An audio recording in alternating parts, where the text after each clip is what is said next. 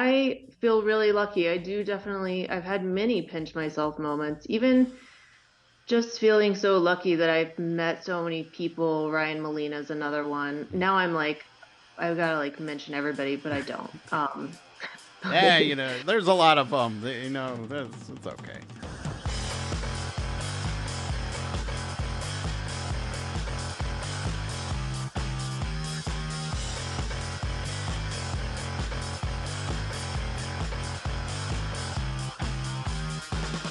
Welcome, everybody, to Casting for Two, the podcast, as always, hosted by me, Chris. Welcome, everybody, to episode number 512 of the podcast. 512. A wonderful episode for you all today. Of course, I'm still having my Pride Month sale going on right now. Every bit of Pride merch that's sold, I am personally going to make a donation to the Trevor Project. So, castingfor2.com is the perfect place to check out the podcast merch shop and do that. And just be sure to tag me in the socials. That's all I ask, and then I'll make a donation for you. You're welcome. And it goes to a wonderful cause. So again, happy Pride Month. And yeah, happy. It's crazy that this month's almost over. And we leave year 9 and enter year 10. But until that happens, I still got a lot of great episodes for you. Lots of good guests. Like this guest today. She is a phenomenal singer, songwriter, musician, mom, just person, just fantastic individual. Natalie Walker is on the podcast today, and I had a lot of fun chatting with her. She, again, such a lovely person, and please go check out the music because it's just phenomenal. But I'm done talking because we need to get into this episode. All right, so everybody sit back, relax, and Natalie, take it away. Hi, Natalie. How are you doing? I'm doing well. How's that sound? It sounds good. How's my sound?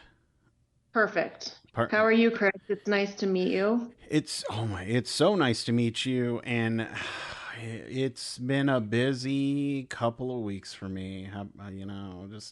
I'm just hanging in there. How about yourself? Kind of same. My son is now officially in summer break, so we're Mm. shifting gears, which is fun. But yeah, busy's good. It's better to be busy than not, right? Yes.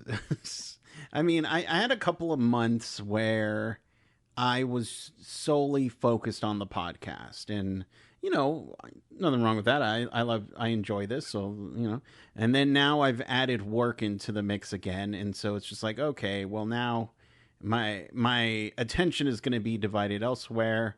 And also the energy level is going to be low, except right now it's okay. So, Good. good for that. But as far as summer goes, are you going on trips or any kind of fun events planned?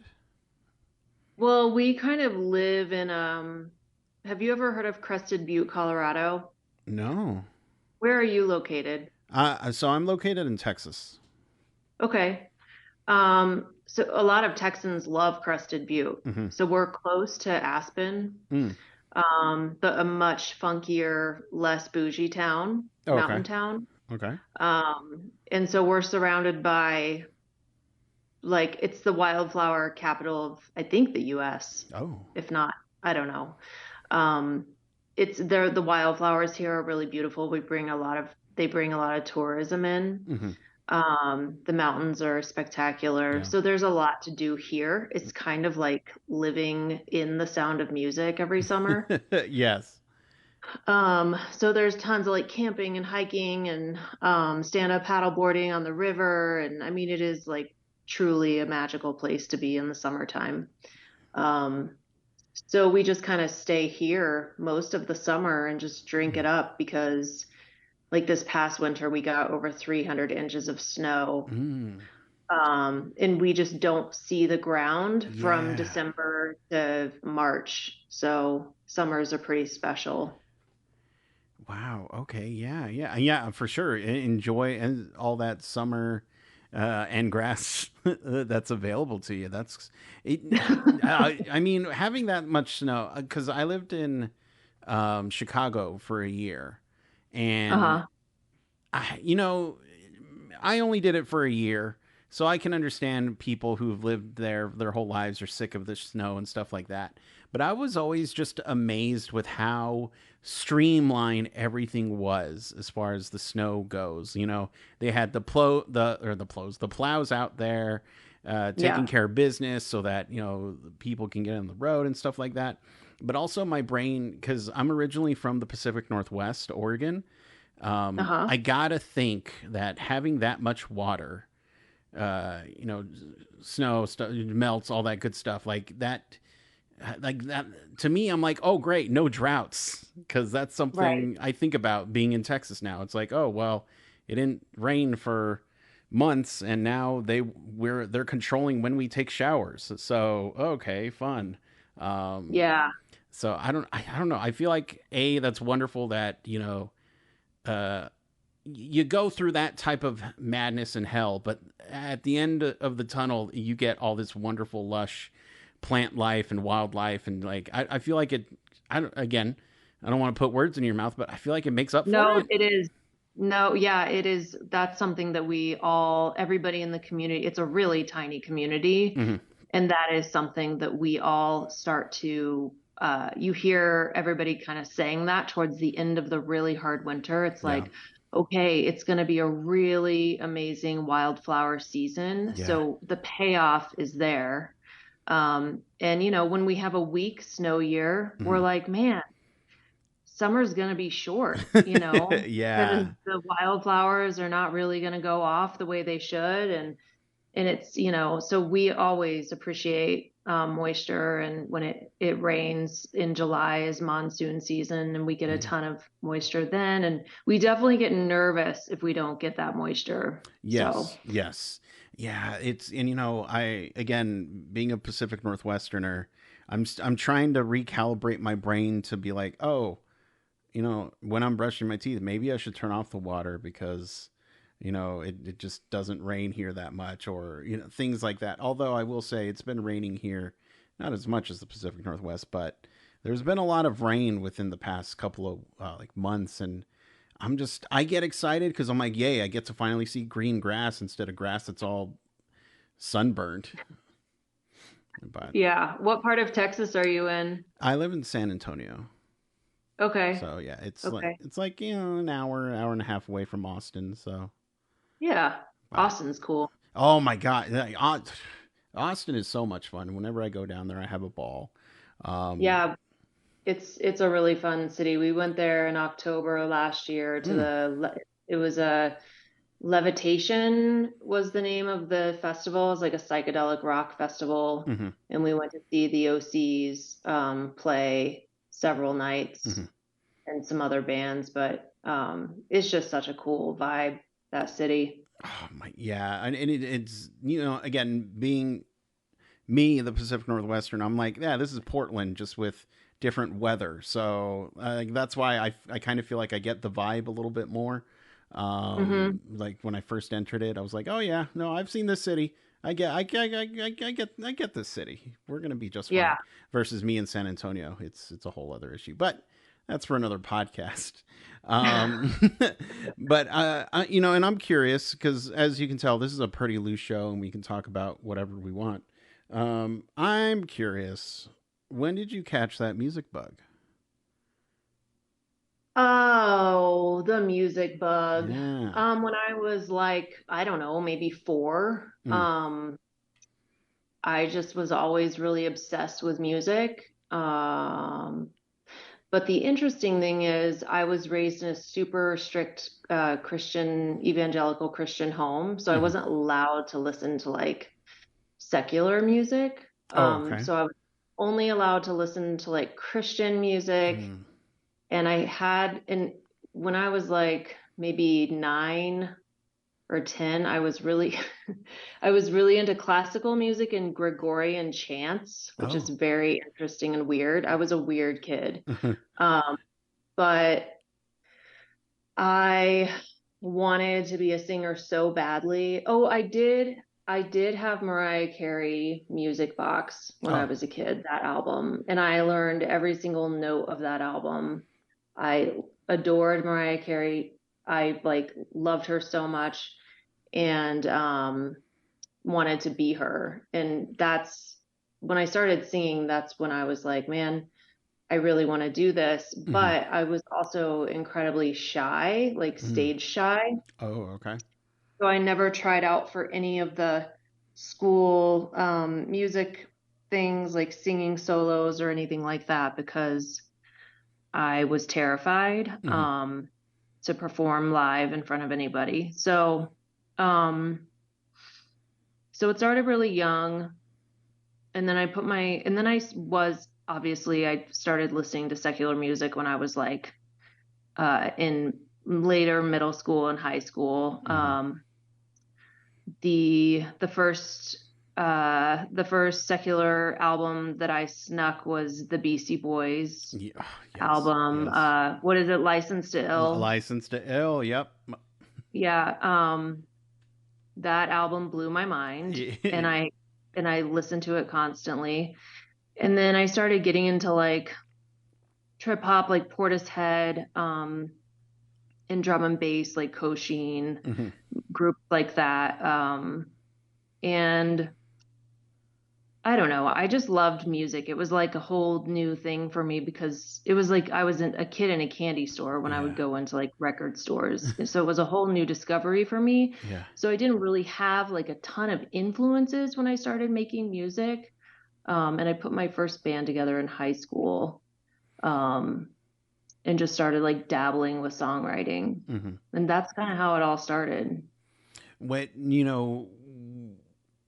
kind of, I don't want to say coming from a pure background, but not having that robust music library that's out there. Did you notice that when you were first coming up with your style, did you, I don't know, was it a little bit easier to for you to be like, okay, this is what we're going to play and it's going to sound like this? No, it felt like a really big experiment, Hmm. and I really learned to like naturally lean on my collaborators Hmm. and my friends I was making music with. Hmm. And it always was sort of guided by a feeling that what they were playing was something that I wanted to sing on or would wanted to write to. Yeah. Um, were we like trying to sound what was I like going for a specific sound? Not really. Hmm. I don't know. I just found that like if I and we sounded like we had influences, but Right. because obviously like art imitates art, right? Yeah. So we were all just a bunch of kids like listening to music and then experimenting. But yeah, I mean it was just more about like my intuition and learning how to write or want to write to the music based on the way that it was making me feel. And if something wasn't taking that box for me, then I would be like, okay, let's like play with some other chords and, Mm. move on to a different idea. Okay. A lot of, I guess, trusting your gut as well. Always, Yeah. even to this day, because I'm not classically trained. Mm. So I can't say to, my bandmates or my producers, like, let's try an A flat and blah, blah, blah. Like, I can't rattle off, chord progressions Yeah. or that's not my language, like, not my musical language. So it's more of just like, hey guys, like, throw something at me because you guys are the really well trained musicians. And Mm. I'm just the one who can, like, you know, write some lyrics and put some melodies on top based on how I'm feeling about what you're playing. Yeah. I mean, I don't sing or any of that, but growing up, I did have a friend who I collaborated with music with, and we had a lot of the same similar interests, but yeah, I didn't know any of, I didn't know how to speak guitar. I'm a drummer, so I like boom chuck, like I'm gonna walk the dog Hmm. now, and people don't know what I'm talking about, but having that reliability, that I don't know, that trust between your bandmates is super, like that. I think that's super special and something that can't, it's hard to replace. Did it take you a long time to find your group, your A team of musicians and producers and stuff like that? Yeah, it took so it all started when I was in college and I was failing college. Mm-hmm. And I just like wanted to get out of rural Kentucky. Mm-hmm. I was going to this like really tiny school, and I was desperate to find people to make music with. So I would just go on these music forums, Mm. remember those in Yeah. like the early 2000s, late 90s. Um, and I was just like, typing up singer available, Mm. I was looking specifically for a trip hop project. Mm. Because at that time, that's what I was really, really into. So I answered a singer wanted ad for a couple of brothers, Travis and Steve Fogelman, who were located just outside of Philadelphia and Mm. Delaware. And they were looking for a female vocalist, and I had them like send me their song or a couple of songs that they needed vocals to. And I went home to my hometown in Indiana because I had a friend there who had a studio and put down some vocals and sent it to them. And the rest is kind of history. Like I moved to Philly within like 5 months of doing that. Mm-hmm. Start my first band called Daughter Darling. And then I kind of got the itch to go solo after we put out an album called Sweet Shadows. Mm-hmm.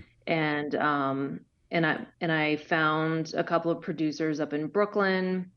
The internet is a beautiful thing. Like I found these guys and kind of the same thing, like, hey, I'm looking for some producers. Send me like some song ideas if you have anything laying around, which producers always have something Yeah. laying around. So they sent me a couple of tracks and I was like, okay, we should work together. So I went up to Brooklyn and it just clicked. I got really lucky. That was Dan Chen and Nate Greenberg. They're the ones who produced Urban Angel, my first solo album. We worked so beautifully together and became very good friends. And then when I started to tour later on in my solo career, Mm-hmm. not too much later, I was lucky enough to find some great musicians, starting with a piano player named John Stanger in Philadelphia, Mm-hmm. where I was living at the time. And he knew a bunch of great musicians up in Brooklyn. So I started working with them, and they were my touring band for quite a few years. And we just really clicked musically really well together. And so we formed a band called Mouchette. Mm-hmm. Um, and we just like put out albums. Yeah. Like we were just writing music kind of on the side. Um, and these are people who are lifelong friends of mine, Mm-hmm. like you find people who see you and you learn to speak the same musical language and you're vulnerable together in a room in a studio, and they just like become your people. But I Yeah. still to this day am always looking for people to collaborate with. um it also just kind of sometimes falls into my lap. um like this during COVID, Mm. I collaborated with William Orbit on his album that he just released recently, and we wrote a song together called "The Diver," Mm-hmm. and that was like an amazing, really weirdly like surreal experience for me because I'm a huge William Orbit fan, and I was just like stuck in my house in the mountains, like, calling William Orbit to Yeah. talk about this song that we're writing together. And it was really fun and humbling. And he's such a kind human and so talented. So I've collaborated with a lot of people, Yeah. and I'm lucky that um, I have so many friends I can make music with. Will Thomas is another one. Um, he has a project called Dive Index, and I collaborated with him for his last release Mhm. in 2020. In 2020, I think that was COVID too. A lot of music happened during COVID. Oh my gosh, yes, it did. Yeah, I we had a lot of time on our hands. yeah, I I'm it thrills me when people find their people, and in your case, yeah, you found people that not only you like to work with, but also you have this mutual understanding of each other. Because I'll get to a question that I had popped up, but it also the idea of working with somebody that you it's like a pinch myself is this happening moment. I think it's so cool that you got to do that, but also there's recordings, there's records of it. Like you could, Mhm. like yeah, there's a song. It's there. I'm not making it up. It's there. I think that's pretty cool.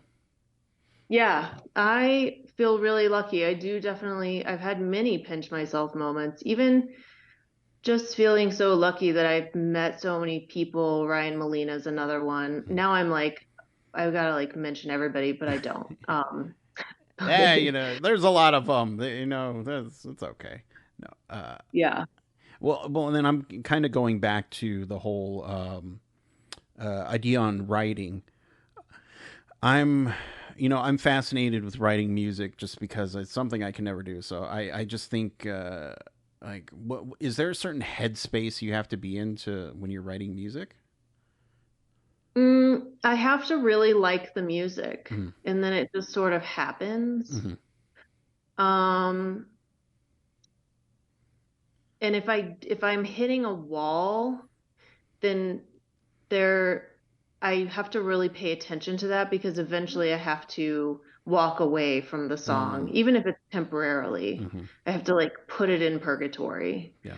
Um, but Headspace, not really. Mm-hmm. I just have to feel like I can be authentic in what I'm gonna sing and what I'm going to do with a song. Not even necessarily like super serious lyrics. Mm-hmm. Sometimes I play around and sometimes I'm not always like the best lyricist, but I've learned to like let go of that and just simplify sometimes if I Yeah. need to. But I don't know. I have to be alone Mm-hmm. in my house without distractions or in a studio with a co-writer, Mm-hmm. collaborator. Um, but other than that, I just get distracted really easily. So that's kind of the only thing. Yeah. Like, obviously, you know, can't have too much of that going on. Right.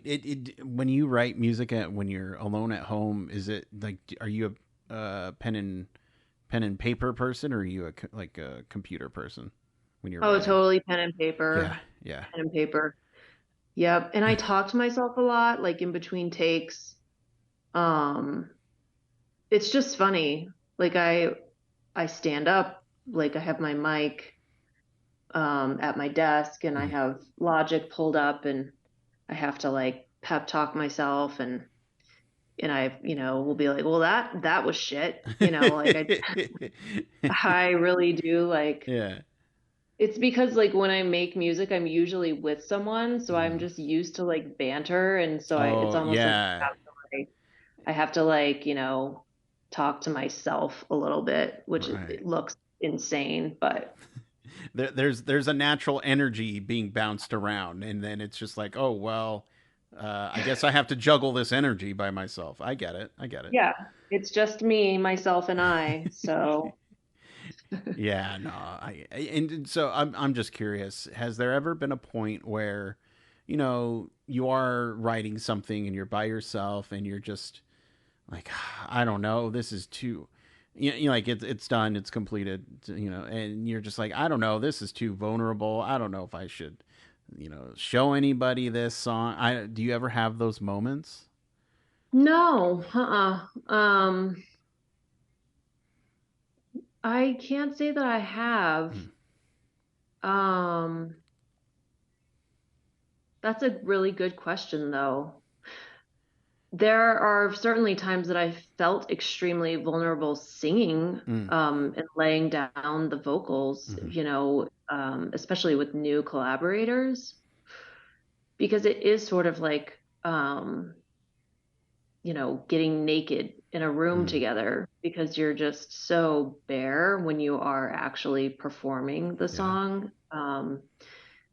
But I've never finished a song and been like, I don't know if if I want this to be put out, just because I feel like when I write lyrics, I'm careful about making sure that they're not going to hurt Mm, anyone or that they're vague enough that it's not going to be like, oh my God, this song is about, her mom or yeah. whatever, like I definitely like for my lyrics to be relatable, Mm, and sort of vague enough so that you can like interpret them to be whatever you need them to be, yeah. to, I don't know, in relation to your life and your story. Yeah. Yeah. And you earlier you were talking about stage fright. Um, Yes. how did you get past that? Oh, I didn't. Okay. Okay. I was gonna Um, say like the whole performing a song. Like I bet that comes back. yes, it does. I have always been very afraid of performing live. Hmm. It's always felt really strange to me, um, and just really unnatural. Hmm.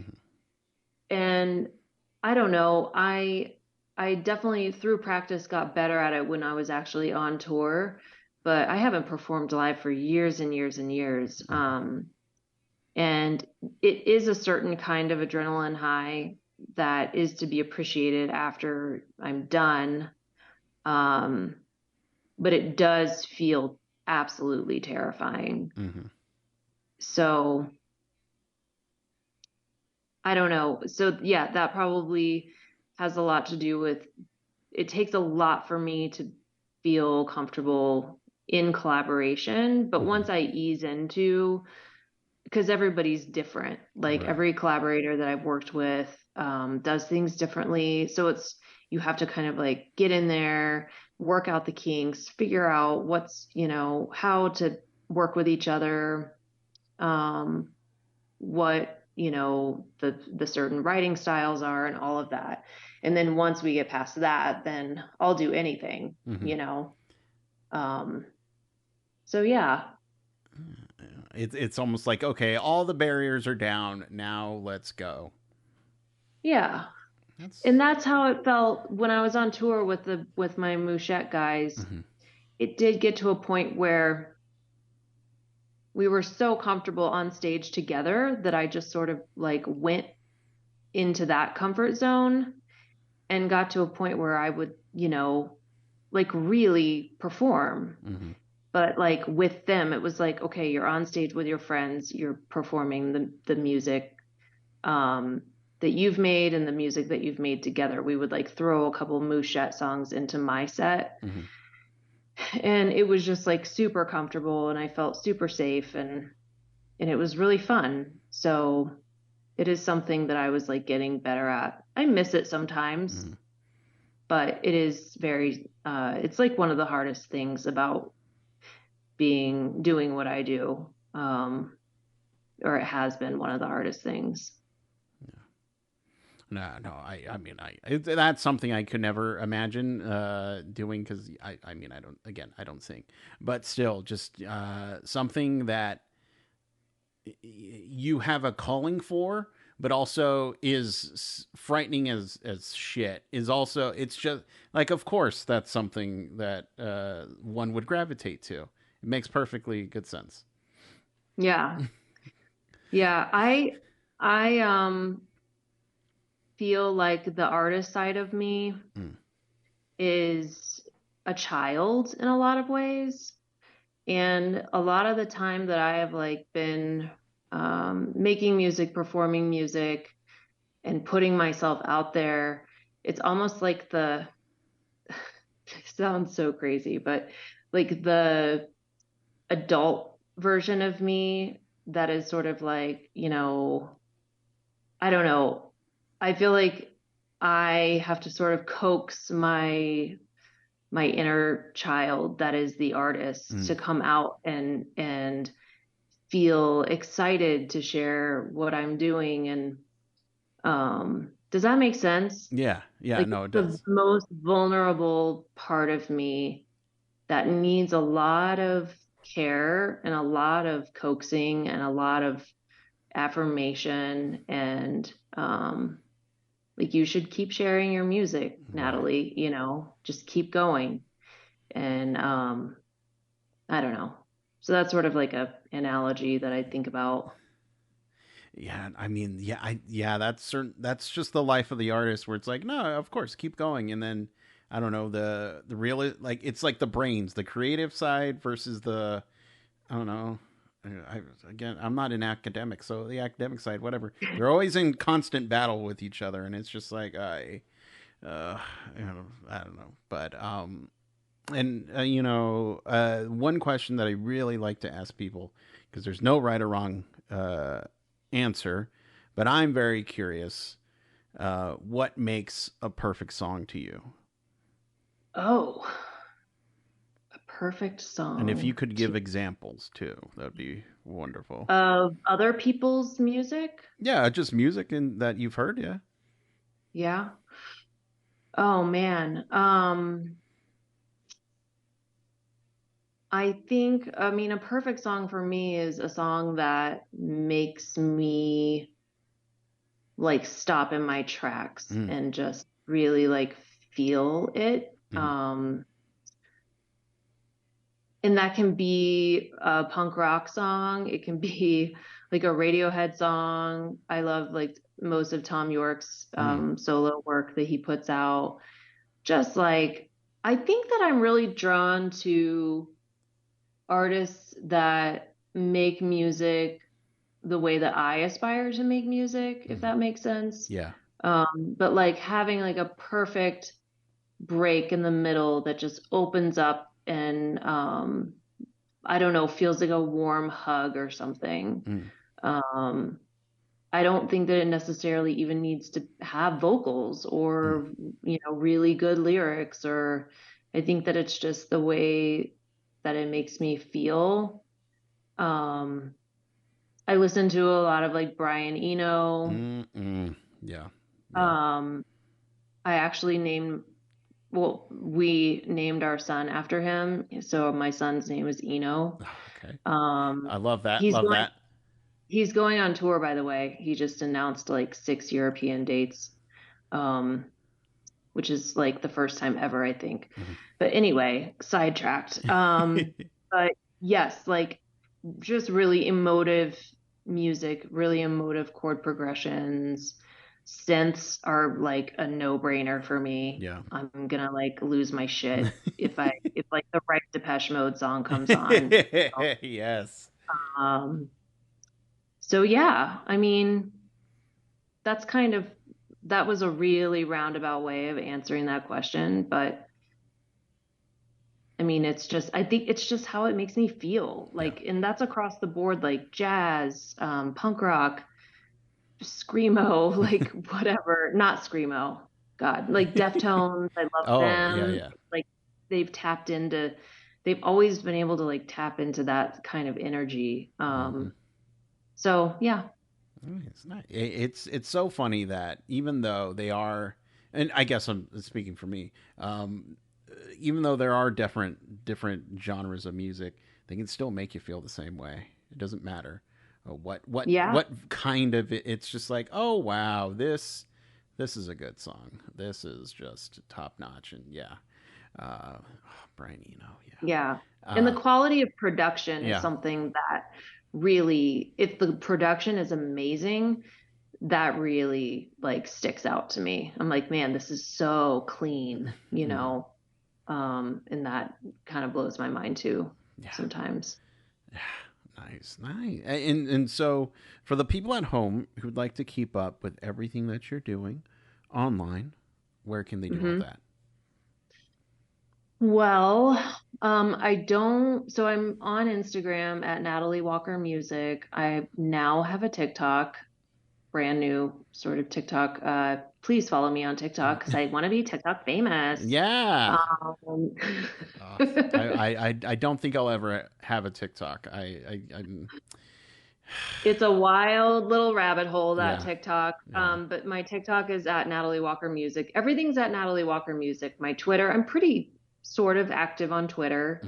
Hmm. Um, I try to be active on Instagram. I'm about to put out a single on June 16th called Heart Like a Lion, and I collaborated with Darren, a producer called Darren Burgos for that. He's incredible. Kind of like my synth pop dream come true, that Yes. song. And we're going to continue to put music out. We're going to continue to make music together. And yeah, I'm just gonna keep busy and keep making music.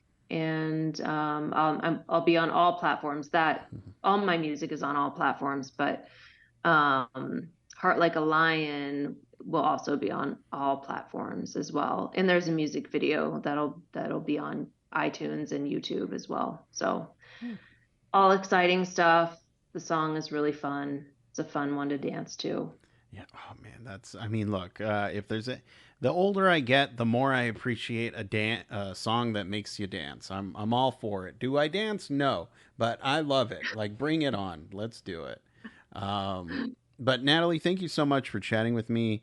Anytime you want to come back, just say the words. But I'll let you go. And Great, Chris. yeah, you and your family, have fun in the wildflowers and have a wonderful summer and keep staying safe and healthy, okay? Thanks. I just want to say thank you so much for giving me the opportunity to chat with you about my music.